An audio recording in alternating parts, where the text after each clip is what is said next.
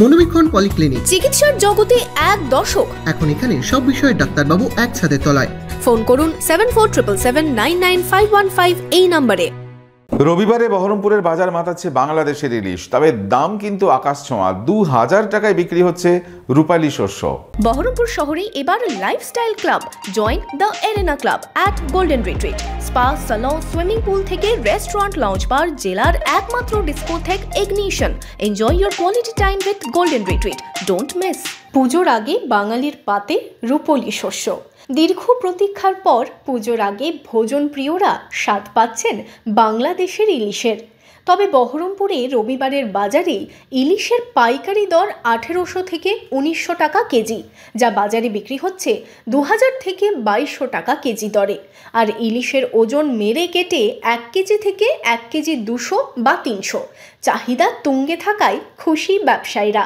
বাংলা ইলিশ আমদানি আছে, দাম 1700 টাকা দাম হচ্ছে আজকে বাজার বাজারে। বেচা কেনা 17, 18 এরকম বেচা কেনা। হ্যাঁ, বিক্রি হচ্ছে। আর ভালো বেচেছে আজকে, আর 2 পেটি মাছ বেচেছে আজকে। বাজারে বাংলাদেশের ইলিশ দেদার মিললেও দাম চড়া বলেই দাবি ব্যবসায়ীদের।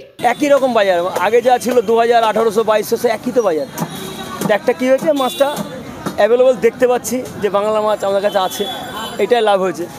তাছাড়া এমনি দামে কোনো কম হয়নি, বাজারে কম বেশি বিক্রি হয়েছে, মানে অবিক্রি মোটামুটি ভালোই, কিন্তু অনেক দাম লোকে ভয় পাচ্ছে। দাম কম নয়, দাম একই আছে, ওই 1800, 2000, 2200 এরকম দাম সাইজের উপরে। 1 কিলো সাইজ হলে 1 কিলো থেকে 1 কিলো 200 সাইজ 2000 টাকা কিলো, আর 1 কিলো 300, 400, 2200, 2400 টাকা দাম। ভালো, চাহিদা ভালো আছে। দাম আমদানি নাই, আমদানি কম, দাম বেশি।